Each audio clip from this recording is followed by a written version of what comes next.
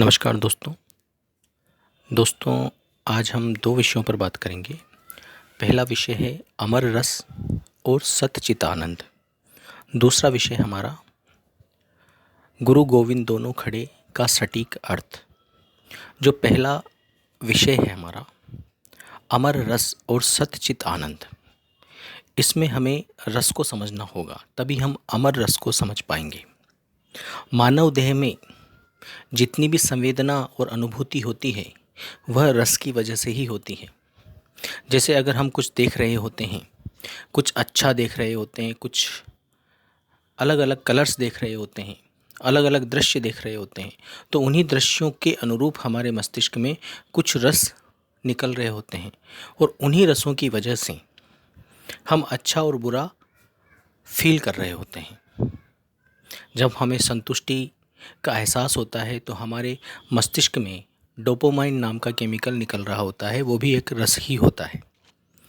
जब हमें आनंद की अनुभूति होती है तो पिट्यूटरी ग्लैंड जो हमारे मस्तिष्क में होती है, उससे आनंद के केमिकल्स निकल रहे होते हैं, वह भी रस ही होता है। हर चीज़ में रस का विज्ञान है। हमारी जिह्वा पर जब हम भोजन करते हैं तो अलग अलग रस हमें अलग अलग आनंद, अलग अलग स्वाद की अनुभूति देता है, तो वह भी रस का ही कमाल है। हमारे हृदय में दुख पीड़ा महसूस जो भी होती है वह भी शरीर में विभिन्न केमिकल्स और रसों के रसाव की वजह से ही होती है। हम जब भोग कर रहे होते हैं, चाहे किसी भी तरह का भोग हो, सारे भोग में रसों का ही स्त्राव हो रहा होता है, रस ही निकल रहे होते हैं। रसों का विज्ञान बताने की हमें ज़रूरत क्यों पड़ी? क्योंकि हम इन्हीं रसों के विज्ञान की वजह से आध्यात्म में भटक गए हैं।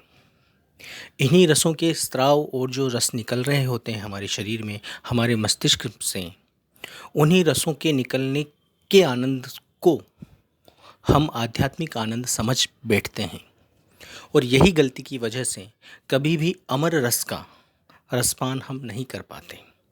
जब भी कोई व्यक्ति ध्यान में बैठता है और उसको ध्यान का निरंतर अभ्यास होने लगता है तो धीरे धीरे मस्तिष्क कुछ विशेष प्रकार के रसों का स्त्राव करना शुरू कर देता है। शुरू में वह रसों का स्त्राव कम होता है, इसलिए जब हम बैठते हैं तभी हमें थोड़े आनंद की अनुभूति होती है। उसके बाद उस आनंद की अनुभूति होना हमें बंद हो जाती है। लेकिन जैसे जैसे कोई ध्यान का अभ्यास बढ़ाता है तो मस्तिष्क इतना अभ्यस्त हो जाता है कि वह उस प्रकार के आनंद के रसों को निकालना निरंतर जारी रखता है। और जब हमें वह रस मिलना शुरू होता है, काफ़ी लंबे समय तक मिलना शुरू होता है, तो हम ऐसी भ्रांति पाल बैठते हैं, हमें लगता है कि हम आध्यात्म की ऊंचाइयों को प्राप्त कर रहे हैं, लेकिन ऐसा नहीं होता है। वह केवल शारीरिक रसों का ही कमाल होता है। और जहाँ शरीर है, जहाँ इंद्रियां हैं, वहाँ परमात्मा का कोई मतलब ही नहीं है। वह एक भौतिक सुख ही है और आप भौतिक सुख में ही इतने तल्लीन हो जाते हो कि आप ऐसा समझ बैठते हो कि आप परमात्मा की प्राप्ति की ओर अग्रसर हो, लेकिन ये सत्य नहीं है। जैसे ही अगर आपका ध्यान का अभ्यास ज़्यादा होता है, पूरी उम्र तक होता है, तो शरीर छूटने के बाद वो शरीर तो रहेगा नहीं, तो रस भी नहीं रहेगा, तो वो आनंद भी नहीं रहेगा। तो ये जो आनंद आपको अनुभूत हो रहा होता है रसों की वजह से, शरीर में जो रस के स्त्राव होते हैं उसकी वजह से जो आनंद अनुभूत हो रहा होता है आपको, उसमें दो चीज़ें हैं। पहला तो वो प्रयास से हो रहा होता है, दूसरा जब तक आपका शरीर है तब तक ही होगा। तो इतनी बंदिशें हैं, तो यह अमर रस तो बिल्कुल नहीं हो सकता। कोई व्यक्ति बहुत मेहनत करता है तो मेहनत करने के बाद भी एक संतुष्टि के केमिकल्स मस्तिष्क निकालता है। उन संतुष्टि के केमिकल्स को भोग कर व्यक्ति को ऐसा लगता है कि मैं सच्चे संतोष की तरफ बढ़ रहा हूँ, लेकिन वह सच्चा संतोष नहीं होता है। इस रस के विज्ञान को हमें गहनता से समझना होगा, क्योंकि एकाग्रता के सुख को ही हम कहीं ना कहीं आध्यात्मिक सुख मान बैठते हैं। सभी लोगों ने ऐसा ही किया है। उन्होंने निरंतर एकाग्रता का अभ्यास करके कुछ मस्तिष्क के केमिकल का स्राव निरंतर कर दिया, और जब वह केमिकल का स्राव निरंतर हो जाता है, उन केमिकल्स का निकलना निरंतर हो जाता है, तो ऐसा लगता है कि हम तो सदा आनंद में हैं। लेकिन वह आनंद सदा का आनंद नहीं होता, वह देहिक होता है। जब तक देह है, जब तक आपके एकाग्रता का प्रयास है, तब तक वह रहता है। इसीलिए रस के विज्ञान को बताना जरूरी हो गया था। अब बात करते हैं हम अमर रस की। अमर रस एक ऐसा रस है जो कभी खत्म नहीं होता। चाहे आप एक देह छोड़ के दूसरी देह में चले जाओ, दूसरी छोड़ के तीसरी में चले जाओ, लेकिन अमर रस सदा रहता है। अमर रस प्रयास रहित रस होता है। उसके लिए किसी भी तरह की क्रिया प्रतिक्रिया की आवश्यकता नहीं होती। अमर रस स्वयं परमात्मा है। एक रस को ही अमर रस कहा जाता है, और अमर रस आपको परम आनंद देता है। ऐसा समझिए कि यह एक ऐसा आनंद है जो कभी खत्म नहीं होता, न हुआ था, न होगा, न हुआ है। हमेशा एक सा रस जो रहता है। इसीलिए इस रस को स्त्राव होने की, निकलने की आवश्यकता नहीं होती। शरीर में जो भी रस निकल रहे हैं या बंद हो जा रहे हैं, वह सब क्षणिक होते हैं, भौतिक होते हैं। लेकिन अमर रस सदा एक सा है, हमेशा उपस्थित है। बस उसे फील करके, अनुभूत करने की आवश्यकता है। अब रही बात कि ये जो शरीर में विभिन्न रसों का स्राव होता है, उससे भी हमें आनंद की अनुभूति होती है। वह भी हमारे लिए इम्पोर्टेंट होते हैं, महत्वपूर्ण होते हैं वह भी हमारे लिए।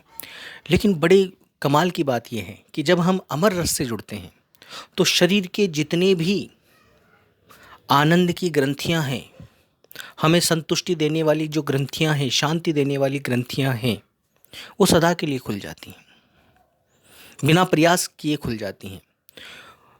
जो सच्चे आनंद की ग्रंथियां हमारे शरीर में उपस्थित हैं, वो सचमुच में बिना प्रयास के खुलती हैं। कितने कमाल की बात है। जो व्यक्ति शरीर को सुडौल बनाने के लिए बहुत कठिन कसरतें करते हैं, जो बहुत बड़े बड़े प्रयास करते हैं, कमाल की बात ये होती है कि उनकी कुछ ग्रंथियां, आनंद की ग्रंथियां, संतुष्टि की ग्रंथियां बंद हो जाती हैं। सूक्ष्म ग्रंथियां। जो जितना शरीर से जुड़ेगा, शरीर की कसरतें करेगा, उतना ही वह स्थूल होता चला जाएगा, और वह सूक्ष्म आनंद से वंचित हो जाएगा। लेकिन हमें स्थूल और सूक्ष्म आनंदों की परवाह नहीं है। लेकिन मैं इसलिए बता रहा हूं कि आपको शरीर के रसों का आनंद भी चाहिए, तो वह अमर रस की सम्मुखता से ही मिलेगा। मतलब अमर रस से अनंतों तरफा फायदा मिलता है। चौतरफा नहीं कहूँगा, अनंतों तरफा फायदा मिलता है। जैसे ही हम अमर रस परमात्मा से जुड़ते हैं, तो शरीर के सारे सूक्ष्म से सूक्ष्मतम ग्रंथियों में स्राव तो होना शुरू हो ही जाता है, और वह आनंद और संतुष्टि और शांति तो मिलना शुरू ही हो जाती है। शरीर के तल पे, अनंत शरीरों के तल पे वो मिलना शुरू हो जाती है। परम चेतना के तल तक वह आनंद हमें अनुभूत होने शुरू हो जाते हैं।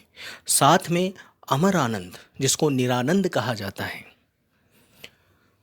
जो हमेशा अचल आनंद है, जिसमें कभी न घटत होती न बढ़त होती, जो सदा से एक से है, अनंत महासागर स्वरूप जो आनंद है, जो सर्वव्यापी आनंद है, जो अनंत विराट स्वरूप आनंद है, वह जीव की चेतना को उपलब्ध होने लगता है। और कमाल की बात यह है, जब चेतना को यह आनंद अनुभूत होने लगता है, उस विराटता का, उस अनंतता का, उस सर्वव्यापीता का, उस एक रसता का, उस एकस्थता का जब आनंद अनुभूत होने लगता है, तो चेतना मिटने लगती है।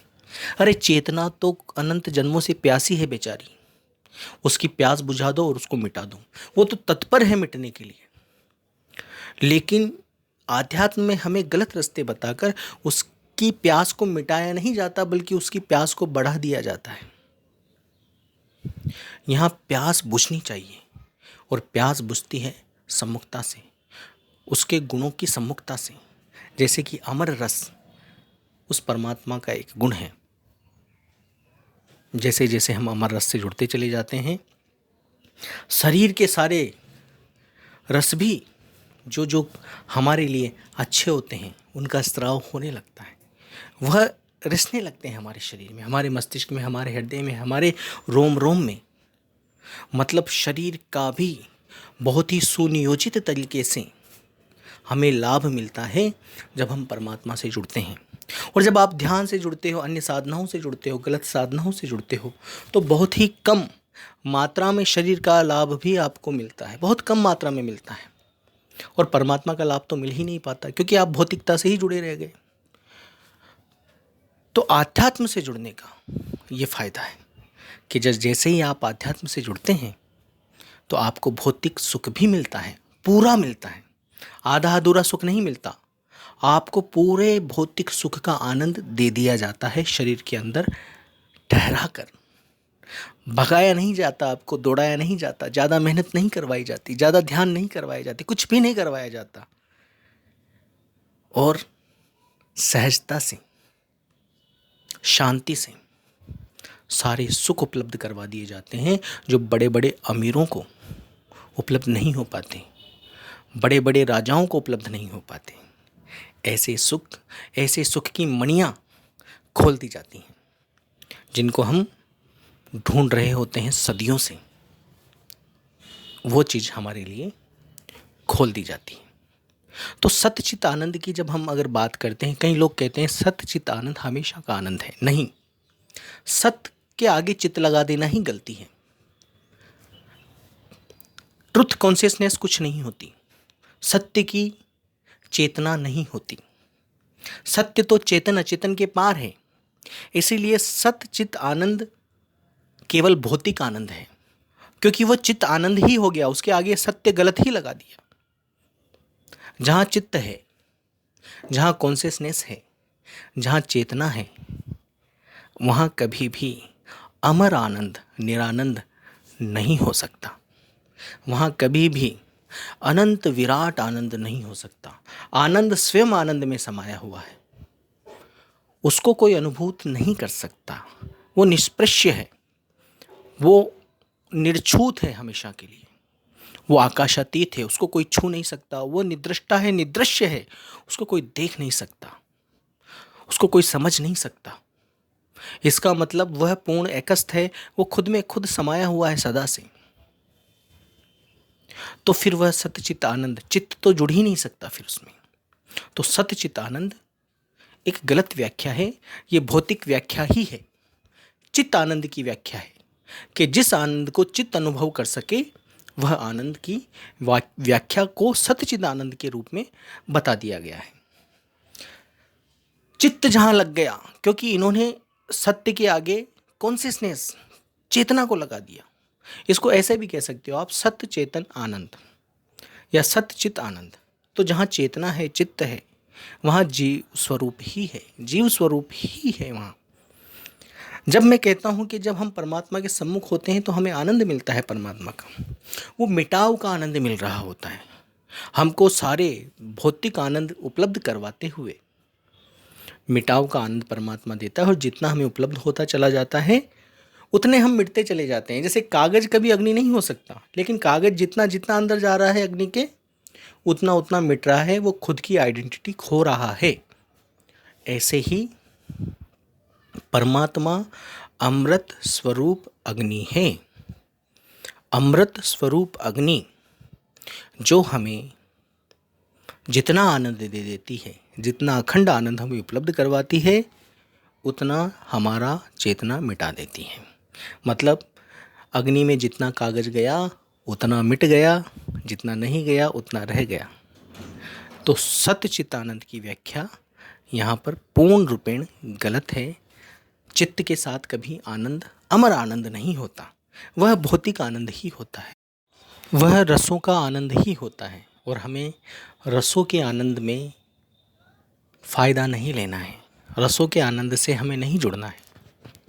वह तो अपने आप बाय डिफ़ॉल्ट हमें मिल जाता है जब हम परमात्मा से जुड़ जाते हैं, क्योंकि हमारी संपूर्ण चेतना जब परमात्मा से जुड़ती है तो सारे आनंद तो सक्रिय होते ही हैं भौतिक, और वो आध्यात्मिक आनंद, वह अमर आनंद मिलकर हमको मिटा भी रहा होता है। कितने कल्याणकारी बात है। परमात्मा से जुड़ना अनंत जन्मों का सौभाग्य होता है। इतनी आसानी से हम नहीं जुड़ पाते। हम कहीं ना कहीं गलत रास्ते भटक ही जाते हैं। और देखिए आप, कितनी कमाल की बात है, भौतिक जो स्थूल जगत है जिसमें गुरु भी हैं, ग्रंथ भी हैं, ज्ञान भी हैं, ये तो हमें उलझा ही रहे हैं। शरीर के तल पर भी देखो कितनी उलझने हैं। ये रस भी हमें उलझाए बैठे हैं, हमें ये भ्रांति पैदा किए बैठे हैं कि हमें आनंद मिल रहा है, उसको हम आध्यात्मिक मान लेते हैं। और इन्हीं रसों के चंगुल में बड़े बड़े ज्ञानी, महात्मा, पंडित, महंत, संत उलझ गए, और उन्होंने इसी आनंद को सत्य आनंद का नाम देकर उलझा दिया। लेकिन इसका सही रहस्य सामने, आंखों के सामने प्रकट हो जाता है जब हम परमात्मा से जुड़ते हैं। फिर कोई रहस्य बाकी रहता ही नहीं आध्यात्मिकता और भौतिकता के बीच का।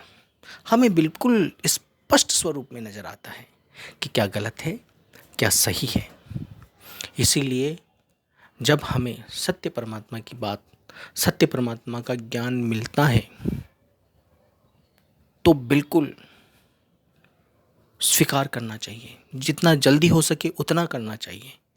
क्योंकि जिन ज्ञान हमारे सामने हैं, जिन ग्रंथों का, संतों का, महात्माओं का ज्ञान हमारे सामने है, ये तो हम कई जन्मों से लेते आए हैं, अभी तक तृप्त नहीं हुए, मिटे नहीं। तृप्त हो जाते तो बात ही अलग होती, लेकिन तृप्ति उपलब्ध हुई ही नहीं। और इन सब का इतिहास है हमारे सामने। इनके इतिहास जब हम उठाकर देखते हैं तो तृप्ति किसको मिली है? सब लूटम लूट में लगे हुए हैं, धक्का मुक्की में लगे हुए हैं, लड़ने में लगे हुए हैं, अपने आप को श्रेष्ठ बताने में लगे हुए हैं, यहाँ तक कि अपने आप को भगवान तक बताने में लगे हुए हैं। इनको कहाँ शांति है? इनको तो शरीर के रस का आनंद भी उपलब्ध सही तरीके से नहीं हो रहा। ये तो बेचारे दरिद्र हैं, मांगू हैं, मांगते रहते हैं विभिन्न तरीकों से। परमात्मा अयाची होता है, और परमात्मा से जुड़ा हुआ बंदा भी परमात्मा अयाची बना देता है। अयाची मतलब जो कभी ना मांगे, किसी जीव से तो मांगे ही नहीं। और यहाँ के लोग जीव से मांग रहे हैं और अपने आप को जगत गुरु, भगवान, दुनिया का कल्याणकारी साबित करने पर तुले हुए हैं, और हैं मांगू, भिखमंगू। इनसे क्या आपका कल्याण होगा? न तो इनको भौतिक रस उपलब्ध पूरा, और हर तरह की परेशानियां इन पर लथपथ है। बिल्कुल अहंकारी, पूर्ण अहंकारी हैं, और अपने चरण पिलाते हैं कि तुम्हारा अहंकार दूर हो जाएगा। खुद के तो अहंकार दूर हुआ नहीं, और दूसरों को कह रहे हैं कि हमारे चरण धोकर पियो, तुम्हारा अहंकार दूर हो जाएगा। खुद तो क्रोधी हैं, पूर्ण रूप से अहंकारी हैं, और दूसरों को अहंकार और क्रोध दूर करने का ज्ञान देते हैं। कितनी विडंबना है संसार में। फिर भी इतनी भेड़ चाल है संसार में, मूर्खों के टोल खड़े हो जाते हैं इन गधों को पूजने, इन गधों की महिमा करने। परमात्मा की महिमा कोई नहीं करता। गधों की महिमा करवा लीजिए जितनी करवानी है। ये जो आडंबर लेकर चल रहे हैं उनकी महिमा करवा लीजिए। लेकिन जो निरपेक्ष होता है, जो परमात्मा से जुड़ा होता है, वो परमात्मा की ही महिमा करवाएगा, परमात्मा का ही पूजन करवाएगा, परमात्मा की ही भक्ति करवाएगा। अब ये भक्ति कहो, पूजन कहो, सम्मुखता में सब आ जाते हैं। भक्ति भी सम्मुखता में आ गई, पूजन भी सम्मुखता में आ गया, वंदन भी सम्मुखता में आ गया, और महिमा भी सम्मुखता में आ गई। दूसरा विषय हमारा, गुरु गोविंद दोनों खड़े काके लागू पाए, बलिहारी गुरु आपने गोविंद दिया बताए। यहाँ स्पष्ट हो रहा है, फिर भी हम अब तक नहीं जान पाए। पहली बात को, पहली लाइन को तो हम समझ जाते हैं कि गुरु गोविंद दोनों खड़े किसके लागू पाए, और दूसरी लाइन को समझने में हम चूक जाते हैं कि बलिहारी गुरु आपने गोविंद दियो मिलाए। तो यहाँ जो है गोविंद दियो मिलाए, उसको समझना है। यहाँ हम गोविंद को 2 मिनट के लिए परमात्मा मान लेते हैं, सत्य मान लेते हैं। गोविंद का मतलब न तो परमात्मा होता है न सत्य होता है, फिर भी हम ऐसा मान के चलते हैं कि गुरु गोविंद दोनों खड़े काके लागू पाए, बलिहारी गुरु आपने सत्य दिया मिलाए। अब देखिए, गुरु की बलिहारी तभी है, गुरु की बलिहारी तभी है जब वो मिला देता है, उसके पहले बलिहारी नहीं है। ध्यान देने योग्य बात है, वरना कोई भी आपके गली पड़ोस में ही रहने वाला अपने आप को गुरु साबित कर देगा और कहेगा मेरे चरण धो, मेरी ढोक बंदगी कर, मेरी पूजा कर, दान दक्षिणा दे। आपको लूट लेगा, कसोट लेगा, लेकिन प्रभु को आपसे नहीं मिलाएगा। तो शर्त यहाँ पर यह है कि गुरु गोविंद दोनों खड़े काके लागू पाए, बलिहारी गुरु आपने गोविंद दियो मिलाए। अरे मिलाने के बाद चरण बंदगी करनी है, मिलाने के बाद तो उसको तन मन धन सब न्योछावर भी कर दो तो कम है, लेकिन कब? मिलाने के बाद, जब आपको सत्य से मिला दिया जाए, पूर्ण रूपेण सत्य से मिला दिया जाए, तभी वो वंदन योग्य है, वरना कोई भी उठकर आ जाएगा। और ऐसा ही तो हो रहा है, जीव ठगे जा रहे हैं। पहले एक गुरु के पास थे, उसकी खूब सेवा की, बंदगी की, खूब दान दक्षिणा दिया, वहाँ नहीं मिला, फिर दूसरे के पास चले गए, फिर उसका भी प्रचार किया, ज्ञान सुना, खूब सेवा की, सब किया, वहाँ भी नहीं मिला, तीसरे के पास चला गया। क्योंकि इनको कौन समझाए? यहाँ स्पष्ट रूप से कहा गया है कि बलिहारी गुरु आपने गोविंद दियो मिलाए। मतलब बलिहारी तभी है गुरु की जब वो मिला दे, उसके पहले तो वो कचरा है, गुरु है ही नहीं। मिलाने के बाद की बात है।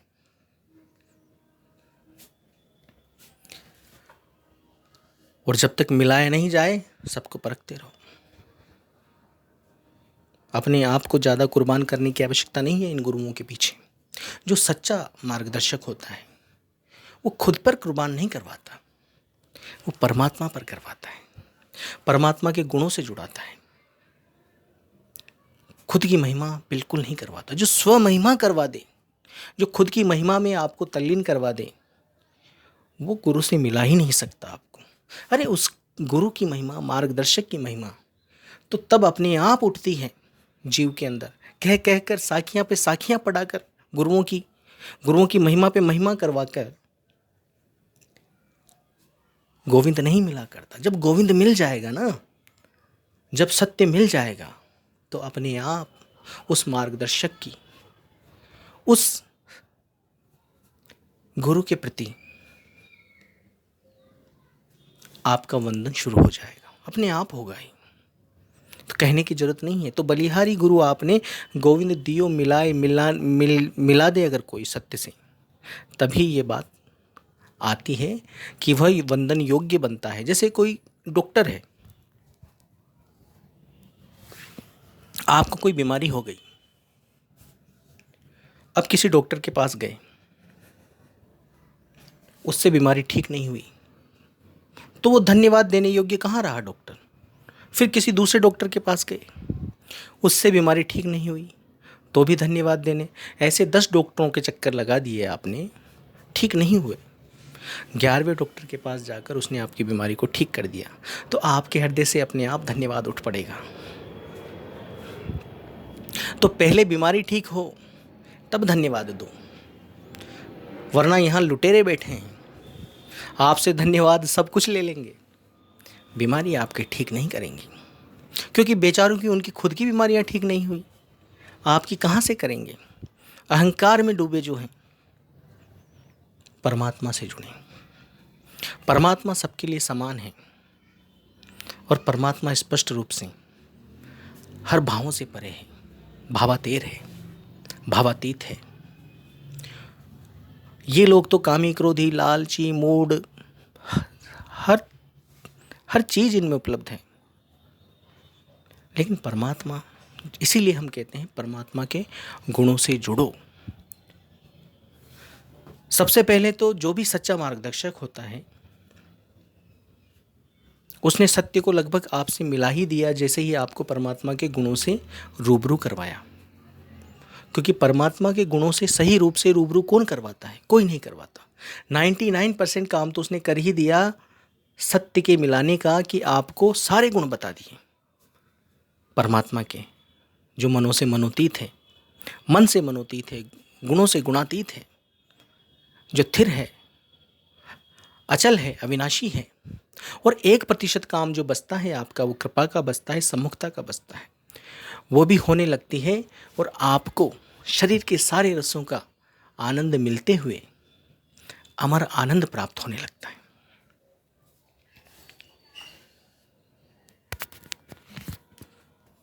तो आगे से आप इस बात का जरूर ध्यान रखिएगा कि बलिहारी गुरु आपने गोविंद दियो मिलाए, मतलब सत्य से जो गुरु मिला दे, जो मार्गदर्शक मिला दे, तभी उसकी बलिहारी हो, उसके पहले नहीं हो। जो डॉक्टर इलाज कर दे तभी उसकी बलिहारी करो, उसके पहले बलिहारी करोगे तो खुद ठगे जा रहे हो, बार बार ठगे जाओगे और तुम सुधरने वाले नहीं हो। इसीलिए ठग की गलती नहीं होती। एक ठगी हो जाए तो तुम्हारी गलती नहीं है कि तुम ठगने में आ गए, चलो एक ठगी हो गई, दूसरी ठगी हो जाए तो भी हम मान सकते हैं तुम्हारी गलती नहीं। तुम तो 100 बार ठगी करवा के बैठे हो अपनी, फिर तो तुम्हारी ही गलती है। ठगने वाले तो आएंगे, लूट के ले जाएंगे आपको। तो शर्त ये रखो कि जो सत्य को मिला दे उसी की बलिहारी हो, उसी मार्गदर्शक की, उसी गुरु की बलिहारी हो। और गुरु वही होता है जो केवल मार्गदर्शक होता है, जो दातार होता है। लेने वाला गुरु नहीं होता, देने वाला गुरु होता है। सच्चा मार्गदर्शक देने वाला होता है। जो लेवाल है वो तो समझो वो खुद बेचारा दरिद्र है, वो खुद भटके खा रहा है, खुद की झोली खाली है, वो तुम्हारी कहाँ से भरेगा? झोली वही भरेगा ना जिसकी झोली भरी है अमरता से, ऐसी झोली भरी है कि कभी खाली ही ना हो, वो तुम्हारी झोली भरेगा। अन्य कैसे झोली भर सकते हैं तुम्हारी? जिनकी झोलियां तुम भर रहे हो वो तुम्हारी झोली कैसे भर देंगे? ज्ञान के नाम पे, प्रचार के नाम पे, दान के नाम पे, सेवा के नाम पे, पता नहीं किस किस नाम से आपसे लिए जा रहे हैं पैसे। परमार्थ के नाम पर जो पैसा लिया जाता है, अगर कहते हैं ना कि परमार्थ के नाम पर पैसा मांगे तो कोई बुराई नहीं है, ऐसा नहीं है। वरना सब परमार्थ के नाम से ही मांगने शुरू कर देंगे, और कईयों ने मांगना शुरू कर दिया है। परमार्थ का मतलब ये होता है कि ऐसा नहीं है कि परमार्थ के लिए आप प्लानिंग करो सहजता से। जैसे आप सड़क पर जा रहे हो, कोई व्यक्ति है, भूखा है या किसी का एक्सीडेंट हो गया, आपके पास पैसा नहीं है, तो किसी को रोक कर पैसा मांग कर उसकी मदद कर देना। वहाँ पर पैसा मांगना गलत नहीं है। कि किसी का एक्सीडेंट हो गया, आपके पास पैसा नहीं है, तो आपने किसी से मांगा और उसका सहयोग कर दिया, वहाँ पर चलता है। लेकिन आप एक पूरी संस्था बना दो झूठ मूठ की, और फिर परमार्थ के नाम से करोड़ों रुपए इकट्ठा करना शुरू कर दो, तो ये गलत है। ऐसा नहीं होना चाहिए। परमार्थ सहज होता है, इंसिडेंटल होता है। इंसिडेंटल का मतलब अगर कोई गलती से आपके सामने ऐसी घटनाएं घट जाएं और वहाँ आपको सहयोग करना पड़े और आप अपने आप को सहयोग करने में असमर्थ पाएं, तब आप सहयोग करने के लिए मांग सकते हैं, वो एक अलग चीज़ है। तो हर बिंदुओं को ढंग से समझना होता है। लेकिन परमात्मा की शरण में आने के बाद, परमात्मा से जुड़ने के बाद आपको किसी भी जीव के सामने हाथ फैलाने की आवश्यकता नहीं पड़ती। यही प्रमाण है उसकी समर्थता का। यही प्रमाण है उसकी समर्थता का। अगर आपको मांगने की आवश्यकता पड़ रही है तो आप झूठे गुरु की शरण में हो, परमात्मा से जुड़ नहीं पाए हो।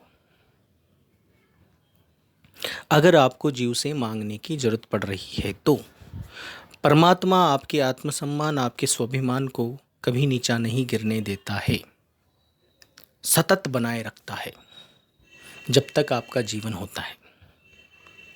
और वो सतत तभी बना हुआ होता है जब आपका हाथ केवल देने को उठे, लेने को नहीं।